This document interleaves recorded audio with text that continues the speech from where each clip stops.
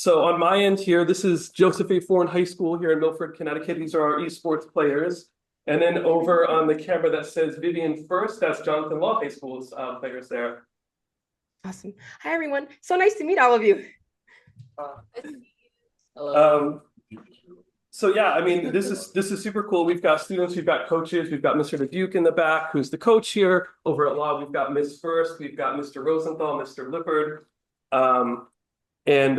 You know, we're just really grateful, really excited to have really one of the top Tekken players in the world, okay, here on the Zoom call with us. This is a professional esports player that's been an esports player for many years, that's got all sorts of top tournament finishes and stuff that I'll go into shortly. But I just wanted to give a little bit of history about what we're doing here, and then we'll kind of turn over to some questions and hear from you and everything.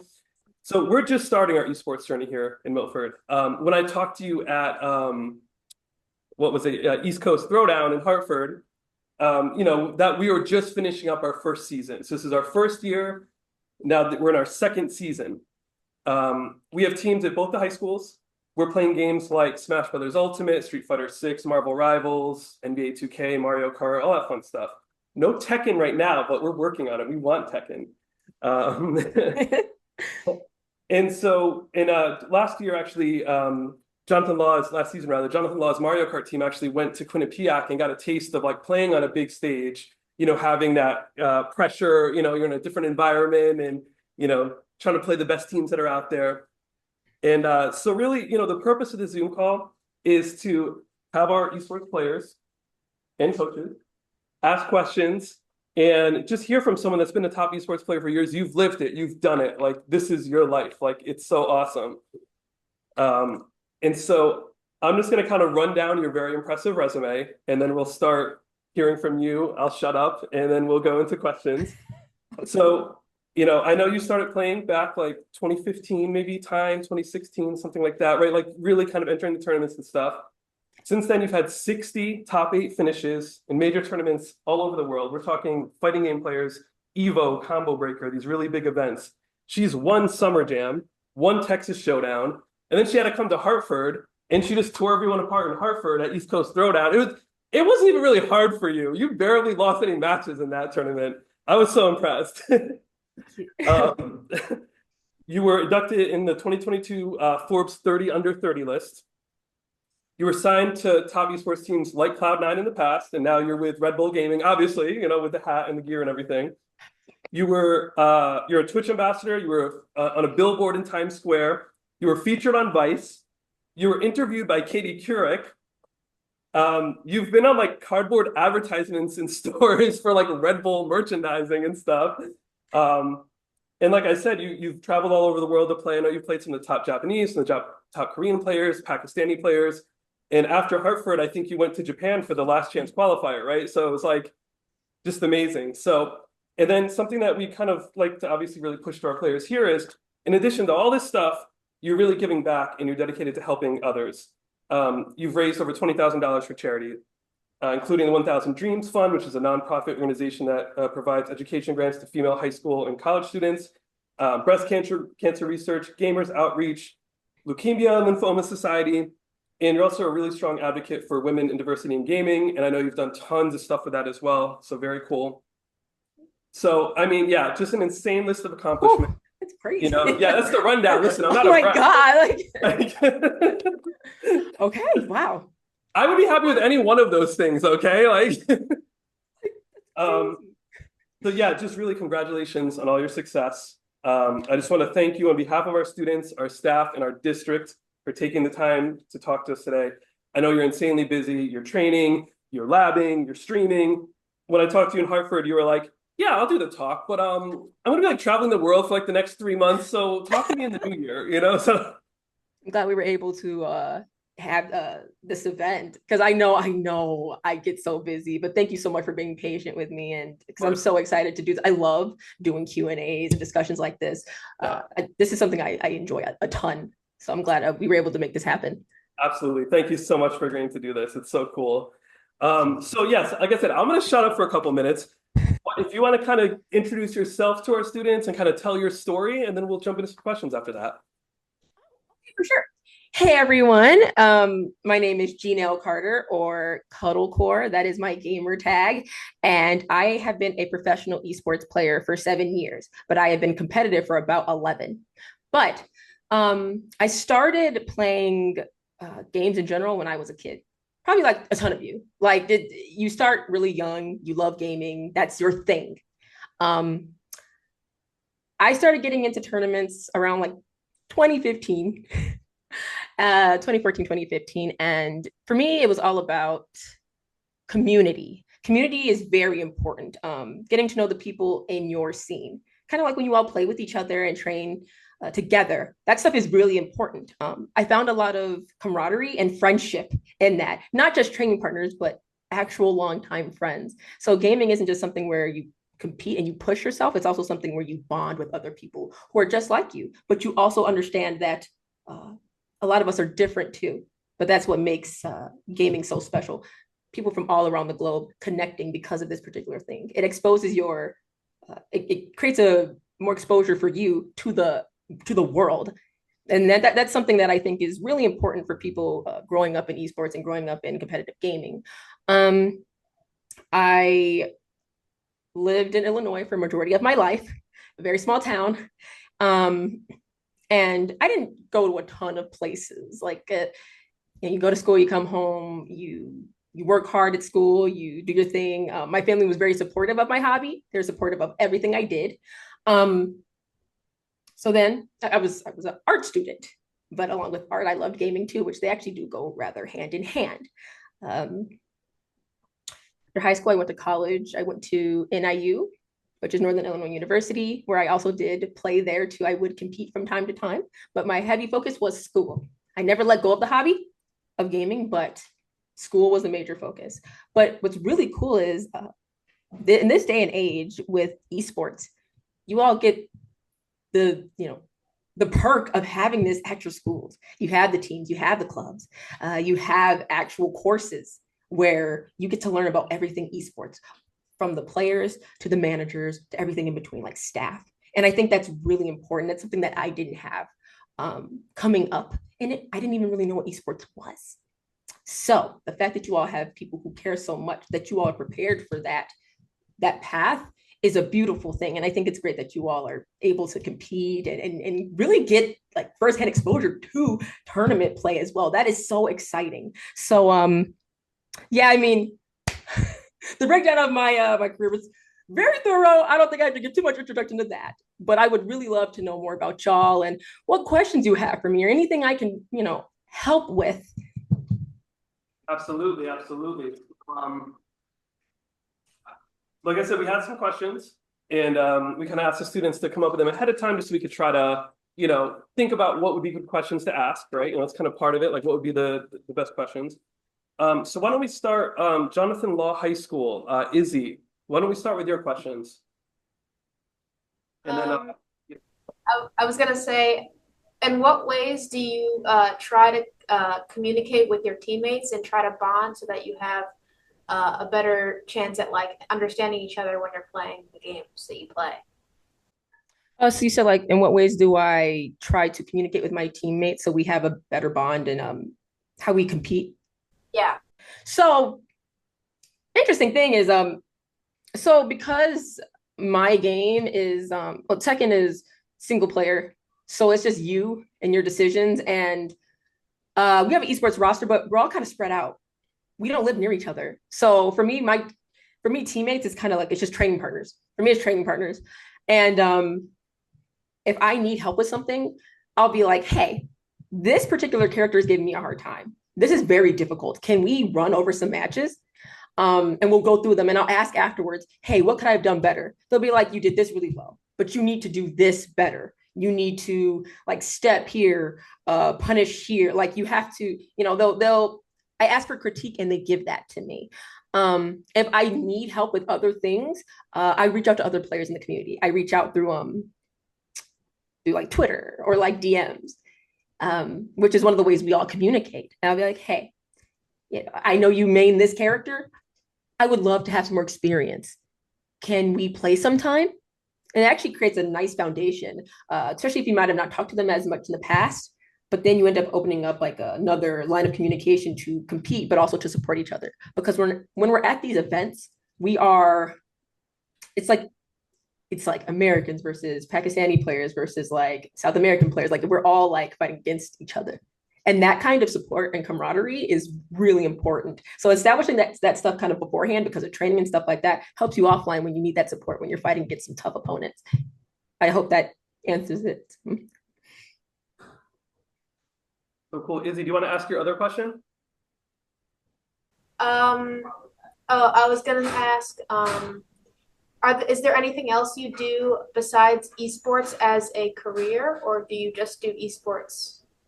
Yeah, great question. So yeah, this is my job. This is completely what I do. This is yeah, it's everything to me. This is my job. So with esports, I always say like this is like just imagine an umbrella. At the top, it's pro player, but within that umbrella, there's multiple things that trickle down underneath that. So I am a public speaker. I've coached. I stream. I've hosted events. So though yes, it is all esports, there's so many different hats I wear within that. It keeps me quite busy. Very cool, very cool. Let's see. James. Where is James? Is James here? James is not here. James is not here. So I'll just ask James his question. His question was, why did you want to be an esports player? Like what made you want to do it? Dang, all these questions are so good. What made me want to be an esports player really was I'm gonna be super honest. It wasn't expected. So, like I said, I went to school to be a freelance illustrator, conceptual artist for games and things like that. That's my thing. That was my thing. But and so during school breaks, I would compete. And when I had time, when I was done with my homework at school, I would play in tournaments and I would play online. But it was the last semester of my senior year of college, and I got asked to compete on television with I think 19 other people in America for Tekken 7. It was E-League. It was televised. It was live. It's a very big deal. And I was there as a team captain of one of the four. Yeah, and I had really good performances there that actually put me on the map. And that's kind of what made me realize that, okay, if I can beat the best players here, some of the best players here, which I did, then maybe there's more to this than I think. And that's really one of the only reasons why I ended up becoming an esports player, because something as simple as me going on television as an underdog player and being a captain and being able to take out a massive part of a team that we were going against that was supposed to be projected to win it all is it made me consider a career path that I never thought of before. And when I got scouted by Equinox Gaming, which I was with for 4 years, after I graduated, they asked me about being on their team. And I said, okay. I didn't know what really came with that at the time, but they sent me to everything globally. They helped me with collaborating with like-minded brands. And that's really all the things that were read off about me is really one of the main reasons is them. One of them is because of them. They taught me how to do all of that. So yeah, that's one of the biggest reasons why I did end up being a pro esports player. Very cool, very interesting. It's amazing how like one opportunity like that can spark so much, right? And how important it sounds like the management pieces, right? So you can be the best esports player in the world, but you need that solid management behind you, right? To kind of, like you said, pair you with like-minded brands and kind of set you on that path. Exactly. Very cool. Coach First at Law, can you ask your question? Sure. How do you keep up to date with changes in the game while managing every other aspect of what you do? Great question. So yeah, how I keep up to date with changes in the game is thank goodness for the internet, because so I always think following the companies that make the game, they give you updates all the time. So for example, Tekken 8 season 2 was announced, they have something called the Tekken Talk, where the game devs, they are on, I believe it's Twitch, and they give you the times and everything, and you tune in and they talk about what's to be expected within each season. And so if I didn't get to see it, I just go online, I go on Twitter, I already see everything. Or I tune into the Tekken Talk, and they physically show you what the changes are going to be. And it really helps.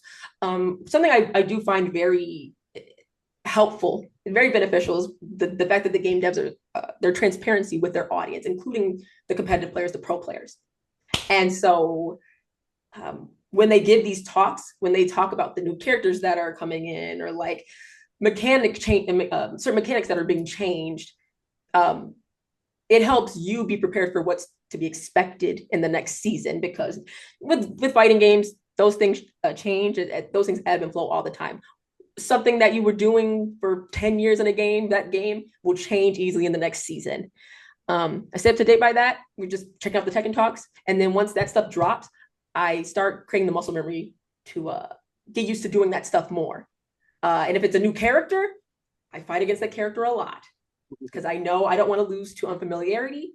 It's natural when you play the game, but it really helps when you start fighting that stuff right away and you start applying that stuff once it drops. Definitely. We're seeing that, we've got Street Fighter 6 players here, and it's the same kind of thing. There's balance changes, there's new characters, there's all this stuff, there's nerfing, my character's not good anymore, that kind of thing. So. Yeah. All the time. Yeah. All the time. Yep. So Brett, do you want to ask your question? What is it like being a top esports player? That's a question. What's it like being a top esports player? Yeah, what's it like? It's very humbling. When you are at the top, if you think about it like any traditional sport, players are at the top, there's like it feels like sometimes there's a microscope on you. You do something well, great job. If you don't, why didn't you do this? Why didn't you do that? Something that I learned was, at the end of the day, I've learned as being a pro esports player, pushing yourself and having that motivation, that drive, having those people around you, that small support group, the people who really get it, it makes it so worth it. Because it's not about what everybody else thinks about how you do it. It's about the goals and the drive that you have for yourself to do this thing and to do it well. And even if you don't do well in a tournament or two, are you still gonna be there for yourself? So what it's like is I've had to be self-motivated, self-driven. I've had to surround myself with people who love me and support me regardless of the win or the loss, but that they know my capabilities and my skill level regardless of my background, because that comes up too. And I learned that you influence a lot more people than you really think. As a professional esports player, it's easy to kind of be in your own bubble because you're training and doing a lot of that grinding on your own. But when you go to a tournament offline or events offline and people are like, hey, you're the reason why I picked up this character. You're the reason why I started competing. You helped me back in 20, whatever. You're like, my existence here, what I've done has made a difference. I have made change. So also it's humbling, but it's also realized I can make a difference, and I've used my influence for that. And I'm going to keep doing that. Absolutely. I'm one of those people that got back into competitive gaming because of you too. So yes, it's fun. It's very enriching. I think it builds character too. Yes, absolutely. Brett, how about your other question? Do you have any advice for foreign esports? I'm sorry? Do you have any advice for foreign esports? Do you have any advice for the foreign high school esports team? Oh, do I have any advice for the esports team? Yeah. No, again, big question. Any advice? I do. Yes, I do. Continue to always train with each other. Give critiques and advice to each other when you can see how, one of your teammates can do better. Encourage each other. Uplift each other. If there's something that you want to do better as a player, start to research maybe a player that you look up to. see how they do certain things in the game. Start to emulate those things. Start to kind of ask yourself, why do they go for that particular thing? Why do they do this, use a certain mechanic? Like, start to ask those questions. Look at their interviews. I kind of shadow them in a way. And I say, like, one of the most important things, always, like I said, always continue to build each other up. That's going to be huge. Be in each other's corners when you all have to compete. Have a coach if you can up there, one of your friends, one of the people you train with. It's super valuable to have this, by the way. That's some of advice I'd give. Awesome. Very cool. I know you've got a pretty solid team. I saw it in Hartford too. Like, you had a whole group of people. It was really cool. Yeah, it's a longtime friend. One of them was a longtime friend. One of my first training partners, and we reconnected years later, and he's been still one of the biggest support networks for me. So it's super important for people to have that as they're competing and maneuvering all of it, in my opinion. Sure. David at Law, you want to ask your question? My question is, what ways do you try to improve your skills further? What ways do I try to improve my skills further? Awesome. So if there's something I'm struggling with, from the matchups to the mechanics to maybe certain reads that I'm not making in the game, how I improve on that is I start to create the muscle memory to get better at it. So I'll start, like, maybe playing against certain characters that I'm just really sucking at. Like, I can't get a read on. Like, I will hit up players and go, hey, can we play? I don't care how many times I get beat. I don't care about that. I need to see what I'm doing wrong. So after I fight them for 20, 30, 40 games, then I'll go with one of my training partners and we'll look over the footage. So the great thing about my game is there is frame data in the game. So you can watch the replays, and the replays show you, hey, you could have ducked this, or hey, you could have sidestepped this, or this is actually, you have more advantage than you think when you block this move. So then I'll talk with him about it, and then we'll look at the replay, and then I'll start to test certain things that I could have done better. I'm like, oh, I didn't do this here or that there. And then I will physically put my character in the game and recreate the situation and do the more appropriate response that time. And I do that for any situation I see in those sets. And that's what creates muscle memory. It's a cycle where you play against it, you lab it, then you reapply it. And when that happens, it becomes more natural for your brain to respond to and to become more comfortable with. I also will play as the characters that maybe I'm a little unfamiliar with, so that I become more comfortable understanding how to fight them. If you have the brain of the player say, for example, if I'm playing against Kuma or Bear, and I want to fight against bears because I'm really bad at going against bears. So then I play as bears myself to understand what their toolkit is. Now I know. So if I fight against that bear again, now I know way more than I did when I first started and I got washed, which has happened to me. And it really does help. So that's just a few things I do. That makes sense. And that's very applicable to our Street Fighter players, our Smash Brothers players, similar things. You struggle against something, the best way to learn it, you got to lab it, you got to play against it again and just get comfortable with it. Wash, rinse, repeat. Yeah. That's it. Dylan at Law, you want to ask your question? Dylan's not here, but his question is, have you ever coached for another player or team? Yes, so I actually have coached players, like my peers, and I did do coaching for Excel Academy, which was an organization a couple years ago that helped female players prepare just their brand in terms of being esports players. So my role was the Tekken coach for the female Tekken players, the candidates. And so I was given an hour to coach them, but I said, no, we don't do an hour. An hour is not enough for me. I like to break things down pretty hard. So it would be 2 hours, and they'd be 4 weeks preparing them for the next biggest tournament at the time, maybe Combo Breaker, Evo, CEO, depending on the time of the year. And then, this is always my favorite part, at the end of their 4 weeks, we would do a gauntlet where the characters that they were struggling with, that we had that I'd helped them prepare for and study those last few weeks, they'd have to play against those players. I would get players together, our best players in the country who use those characters, and I'd have them fight against them in first to tens. And it was gruesome, but it made them so much stronger. That is very cool. So I've got a question. Yes. So this is something I struggle with sometimes, and everyone struggles with, I think, from time to time.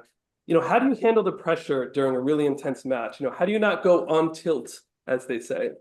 How do I not go on tilt? Okay. So something that I've learned over the years is it's never over till it's really over. You could have 1% of HP left and you're still not out of the game. Something I was taught is deep breathing. A lot of times when people play, they're holding their breath. If you're holding your breath, it's not really giving your body room to really release that tension. So energy is then kind of kept pinned up within you. So when you make those decisions, you're kind of making them off of like not breathing. So between games, something I do is I breathe. I chew gum. I was gonna say, I saw gum. Yeah. I saw gum in Hartford. Yeah, I chew gum when I compete. It helps with focus. Mint and things like that are really good for that as well. Something I was also taught is visualization. With visualization means what you want to see, ideally for yourself in that match against the person you're going to play against. You envision that before you even get on that stage, so that you're constantly like confident in your abilities, whether you win or lose. You know what you want to happen during that game, and if you can visualize it before you get on that stage, it creates a game plan for yourself. So you're not just going in there, you sit down, you're like, oh, I don't really know what to do.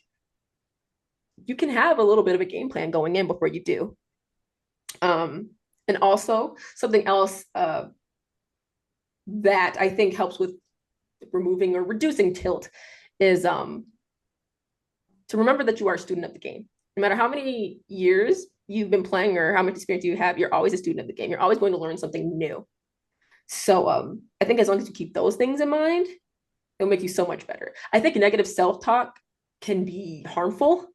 Like it's okay to be disappointed about losing, but it's about how you bounce back from the loss. Like I've lost to things and been like, I was right there. There's been so many times where I'll try, I'm right at closing out a round. It's final everything. And I want to close out a round. And I'm like, bro, how many times is this going to happen to me? Like, what? Like, and then I'll be like, I don't like that I lost, but that means that there's something I can do better. And that is okay. And then after that, you'd say, hey, well, this is something I did like that I did really well.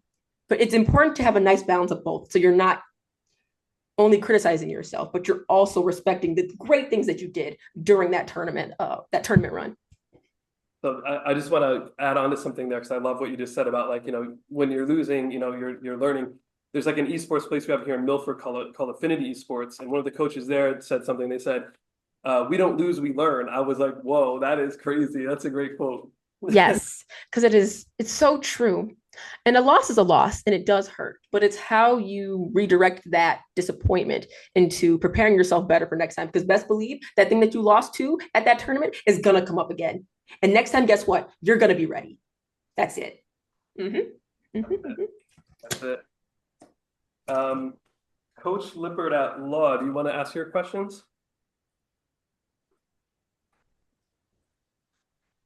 Let me pull it up 1 second. His first question was, when did you start playing and how much did you train to improve and climb the ranks? So when did I start playing and how much did I train to climb through the ranks? Yep. So I started playing I just love all these questions. Thank you, everybody. These are great. I started a very, very, very long time ago. I'm 30, so pretty much 20. Maybe almost 22 years ago. So I was a kid. I was like 5 years old, 6, 7 years old. I just started gaming. But my dad was a big gamer. It is still to this day. Our whole family supports his habit pretty hard. We got him a PS5. It's pretty cute. But I would play as a kid, and it was heavily promoted. As long as I had hobbies, and my family, they were like, hey, we'll get you the games for Christmas. We'll get, my dad would play with me.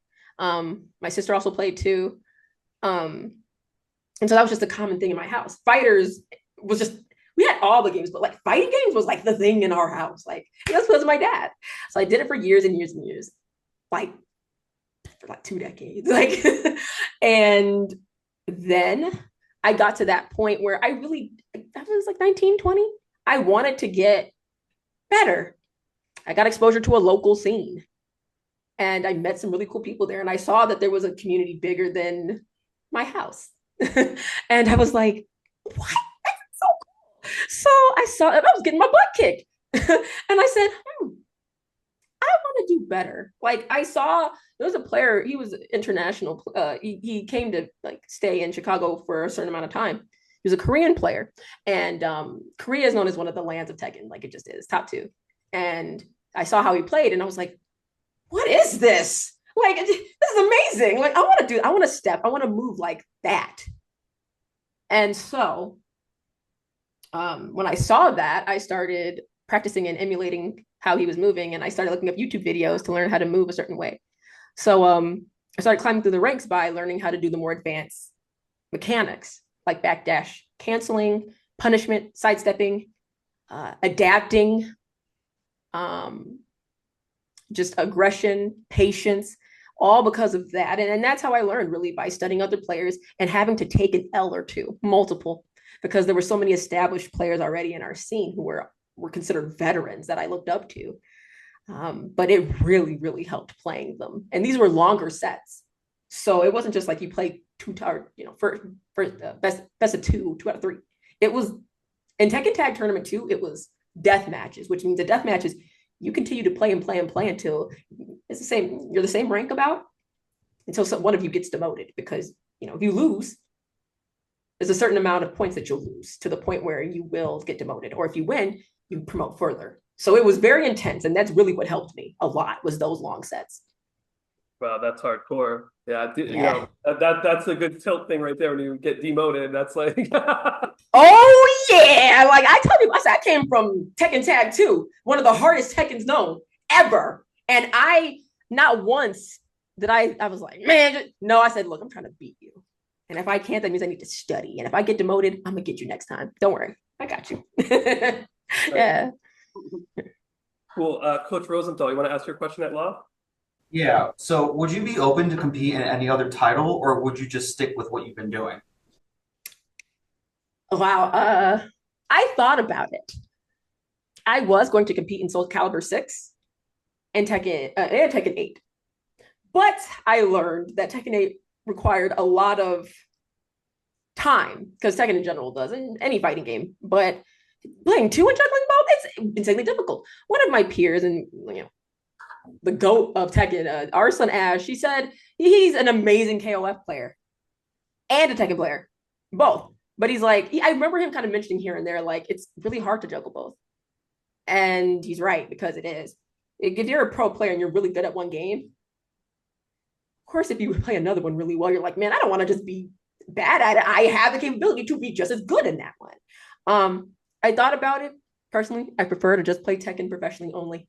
And then all the other games I play, I just love for fun. And I share that with my community, and that's it. I'm actually very okay with that, because then it kind of sometimes can be a little too intense. Sure. I feel kind of dumb because I didn't realize Arslan Ash also played King of Fighters. I never knew that. He's a very, very good King of Fighters player. Like, I think he got top 3 at CB. Yeah, at Codebreaker. I said, and he was like, yeah, this is very hard, like, to juggle both. I'm pretty sure he said that. I said, and that makes a lot of sense. Yeah. And it does. Yes. These guys are getting exposed to King of Fighters through Terry being in Smash Brothers and in Street Fighter 6 and stuff. They're kind of Terry Bogard, he's sick. So cool. Very cool. All right. Did anyone else, we have some other questions, but these were the ones that we kind of came up with as a group. Does anyone else just on the fly have any other questions, either at law or foreign? Mr. Dubuque. Hi there, Chris Dubuque. I'm one of the coaches over here at Foreign. So I have like an observation and a question kind of for you. So first of all, from what I'm hearing you say is that to be where you are is hard work. Very much so. No ifs, ands, or buts. Yeah, I mean, hours and hours and countless hours of playing the game. We have guys sit down and think they're gonna beat other players the first time they start playing a game, and they get upset with themselves. It takes time. Exactly. You're not going to just sit down one day and just body the dude who's been playing for 80 years, but you can get to that point, but you have to apply yourself and be willing to take a loss and to learn from the loss and to ask the questions of the player who beat you, by the way. Hey, what could I have done better? I like Like, you know what? I did that a lot. Like there's many times I was like, hey, what could I have done better? Like I got beat, like, what was it? It was the first to 10. It was 10 something, but I lost. And I was like, I don't know some of the things that happened in this set. Can you please give me advice? And they showed me. The player showed me what I could do better. And God, did it help me with any other person who played those same characters going forward. But don't be afraid to ask questions. It's not uncool to ask questions. I do have a fun question for you. I see in the background you have what's that, a 30th anniversary PlayStation, and I remember that thing from way back in the day. But the console I loved the most out of all the consoles was the old Atari 2600 that I had when I was real young. And Yes. because like that thing with that stick controller and the one button, right, in the games that kind of made you have to imagine what was going on, right? Like Yes. that caught my imagination. Then the PlayStation, the Genesis, and the Nintendo, all these. What's your favorite console out of all the consoles that have come out? And what sparks that power? Man, you know what the Atari is for you is what the PS2 is for me. Very good. I have a lot of memories. Like, like playing fighting games, the music, because a good OST, man, can make or break a game. If the OST isn't good, nah. But wow, it's because we got some of the greatest hits because of that console, and I really started to become a gamer because of that console. Like my dad bought a PS2, and I remember coming home from school. It was the last day of school, and I came home, and I was like, "Is that the PS2?" I was 7, and he's like, "Yeah," and he got like a nice TV for it too. He got like and then the surround system, and it was Tekken Tag Tournament 1. And I said, "Can I play too?" He's like, "Baby, of course."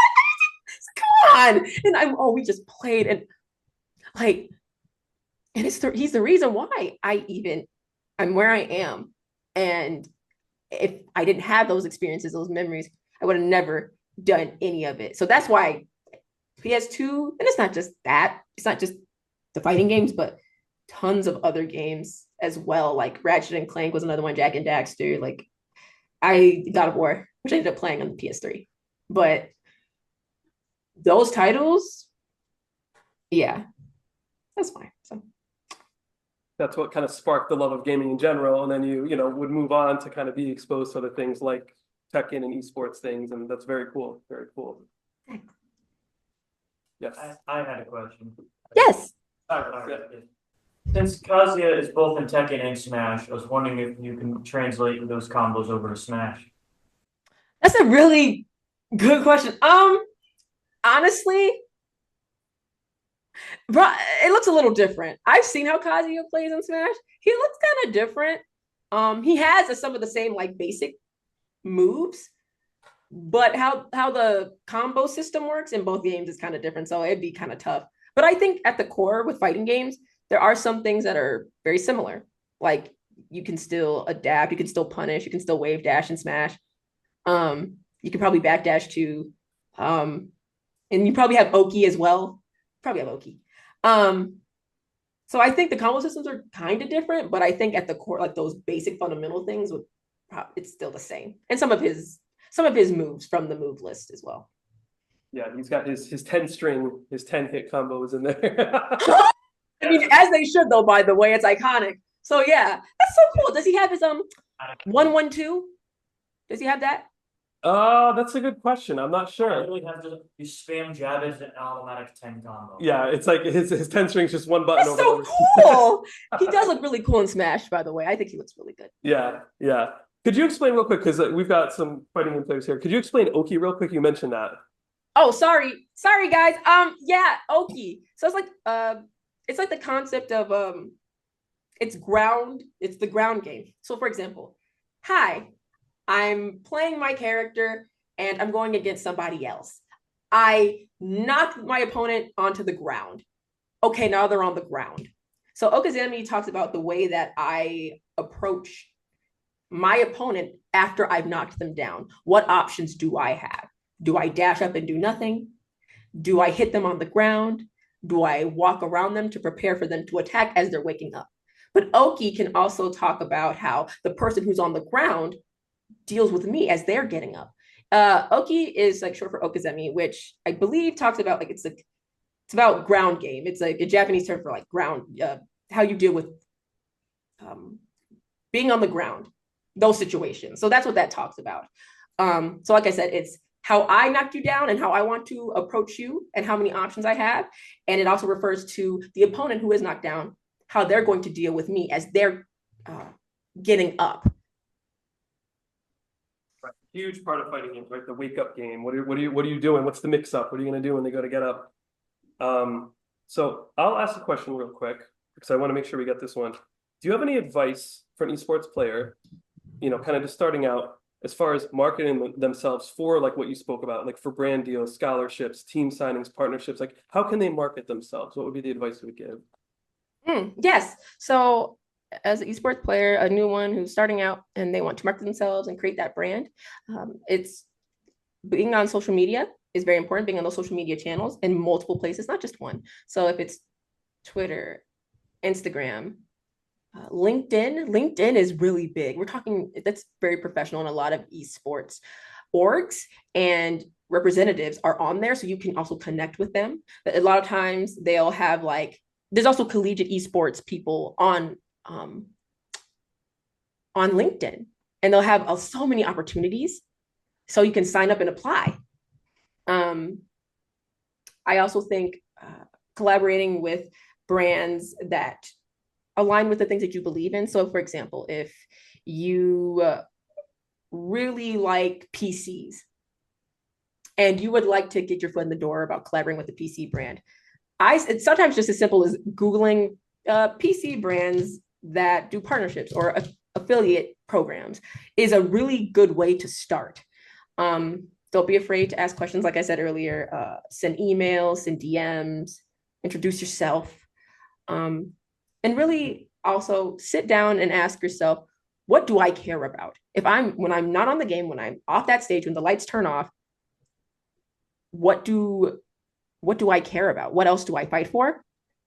Something that I learned was, I learned about what I fought for outside of just competing by being on a team that would kind of present these opportunities like, hey, breast cancer research, do you want to do like a tournament series with that or something and I'd be like, oh my God, yeah, like it affected my family. It was something I cared a lot about. And if I could use my influence to make change, to raise money, to help with the research for that, to save more people's lives, oh my God, yeah, like of course. So even if it's you reaching out and being like, hey, such and such org, I know you all fight for these causes. I would love to get on board with this and work with you to do something. And when you do these collaborations, whatever it is, please always post that you're doing it. So like it shows other brands that you are well-rounded. That's actually something I did for a very long time. When I was winning or placing well, hey, I did this thing. Hey, I got this placement. And I would go through the process on the thread on Twitter and just talk about the whole thing. Or if I was doing like a charity event or a public speaking event, I would talk about it. I would promote it, be like, hey, I'm going to do this. And give all the information where they can find it and talk about why it was so important. It gives you a more human face, like an element to yourself, because you're not just a player. So I think that's a really good way to do it. But make sure you're always promoting and marketing yourself. And so then when you have all those things and you're building all that stuff, you can then show people like, hey, this is who I am. This is what I'm doing. Like, I'm an aspiring player. I'm really putting in the work. Maybe we can collaborate together. Very cool. It's almost like building kind of like a portfolio of sorts, right? You can see all your post history and kind of see everything you've been doing. So when a new brand comes up, it's like, oh, hey, they've worked with so-and-so. I'll work with them. Exactly. Yes. Mm-hmm. Any other questions here? Oren? Actually, wait, hold on. Sorry. Hold that. Law. I didn't ask you yet. Law. Is there anyone else at Law that has questions? Anyone? Going once at law, going twice at law. I see a few players there. I see Sophia. No questions? All right, I'm coming to 4 and then. Yes, Matt. I mean, Alex. So earlier you said that you had some inspiration from like other players. I was just wondering, can you like name a few that you got inspired from? Yes. So my training partner, Shadow, is somebody that I'm really inspired by. He's one of the best players in the world, and he and I are two different people. He's very like stone cold, the face, you can never tell what he's thinking. Me, I wear my emotions on my sleeve, and I don't expect to be like him in terms of my emotions, but how he makes decisions, I respect him a lot. He's one of them. Who's another player? Because I have a few. There's another one, an American one, named Anakin. He was like one of our biggest American representatives for Tekken, who was just beaten international competition with a character who we didn't see much of. And I also liked how he was fearless. So he was holding it down for America in terms of competition internationally for a very long time. He's somebody that he became a Red Bull athlete years before me. And I thought that was so cool. He was actually the person who he presented the Red Bull athlete hat to me. It's a very big deal when you get presented that. And I was like, one of the people I respect the most is presenting me with the hat saying, welcome, like you are like, welcome to the Red Bull roster. It was a very big deal. And I was like, this is insane. Like I respect him so much.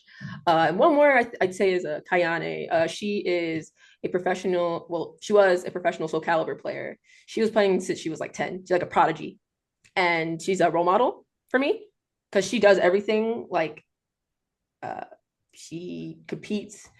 Because Soul Calibur is kind of not doing much right now, but like she can play other games like Tekken very well. She can play Street Fighter. She can play tons of other games. She has a great brand. She does events. She does collaborations. She has her own studio where she's gonna hold events and stuff. Like she does it all.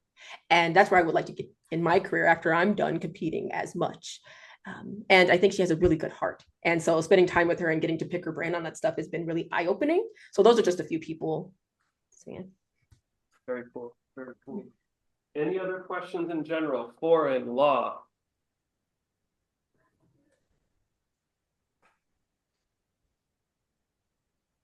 We have something in the education world where we call it, what do we call it, Mr. Dubuque? Wait time. Where after we ask a question, wait a little bit, see how uncomfortable everyone can get before we say anything. I think No worries. Did you have another question, Siren? Yes. I was wondering if I can get help possibly playing Smash since you might know a bit about Kaguya. Say that one more time. Think perhaps since you know a bit about Kaguya, you can help me in Smash. I was wondering if you'd help me with it. Maybe I can. I'm not too sure. The game is kind of different. I played it a little bit and I find it really difficult compared to the stuff that goes on in Tekken, because that's what I'm used to. I could probably give basic advice about competing, but I couldn't assure you that I could maybe do more in-depth stuff like Kazuya, because he's very different. And he's an archetype of character that I don't even play in my own game. So, but if there is any questions about like maybe basic stuff about competing, I gotcha. Nice. So, we've got 5 minutes left here. So Cuddle 4, is there anything else you would like to say, before we kind of start to wrap it up? Oh, thank you so much to everybody for being so engaging and so thoughtful. Your questions were great. I'm really excited to see where all of your journeys go with esports. I think it's so cool to see esports have come so far. Wow. Oh my God. You all keep killing it, keep shining, continue to play, apply yourself in school, apply yourself in the game, have a nice balance of both, because both really do matter.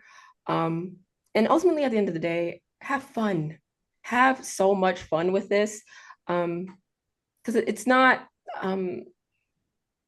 it was very different years ago compared to now, and how accepted gaming is And for people to unapologetically be gamers and to be proud about that is a beautiful thing. Embrace, continue to embrace being a gamer unapologetically. Just that's one of the biggest things I'd say too. Well, yeah, here in Milford, we're very lucky. We have these esports programs. We're actually in the process of trying to get esports arenas constructed at both of the high schools, It's amazing. to have a better competition space rather than just like a classroom like this. So that's one of our projects. It's huge. Oh my God. That's great. It looks wonderful back there, by the way. But like, it's amazing that you are looking to get arenas built. It just further will build the scene. I think that's amazing. Absolutely. Wow.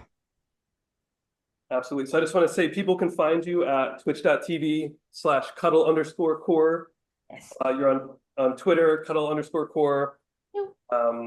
Instagram, TK_cuddle. And obviously we'll post the link tree because that's a lot easier than trying to say all these things. You got it. Yeah, I had the link tree as well. It's just a lot easier. LinkedIn also is probably cuddle_core, Jeannail Carter, one of the two. Either way, yes, this is where you'll be able to find me. Please feel free to ask me any questions. If you have anything, reach out. Yeah, please.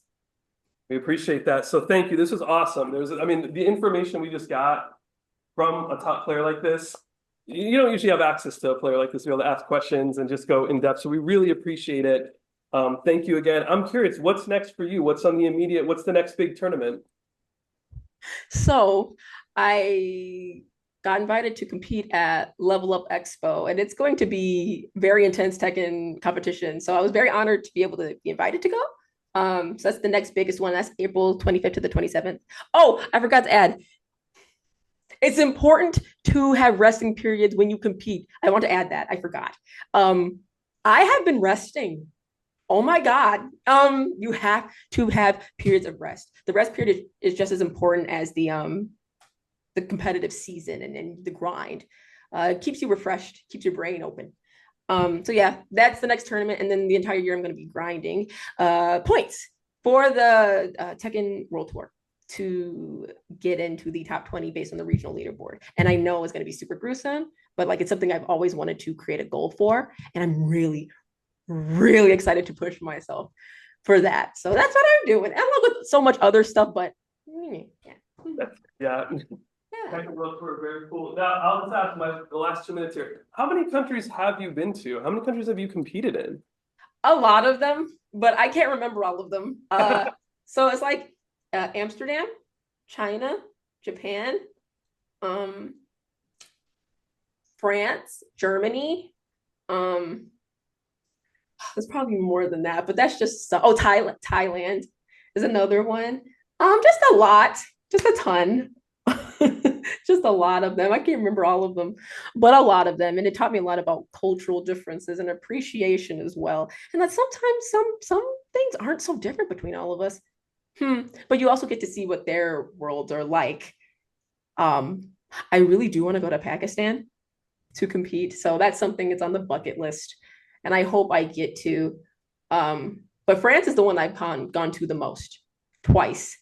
And their hospitality is beautiful. So yeah, the same way people will say like reading takes you places or X, Y, and Z takes you places, gaming also takes you places too. Absolutely, 100%. I think we'll end on that note. Gaming takes you places. Thank you so much for doing this talk with us. Thank you. Appreciate y'all so much. Thank you so much. And good luck. Good luck in the future. We will be looking out for you. And top of the Tekken Tour. Let's go. Let's do it. Thanks so much, y'all. Y'all have a great rest of your day and appreciate you having me. Thank you. Yes, thank you. Bye, everybody. Bye. Bye.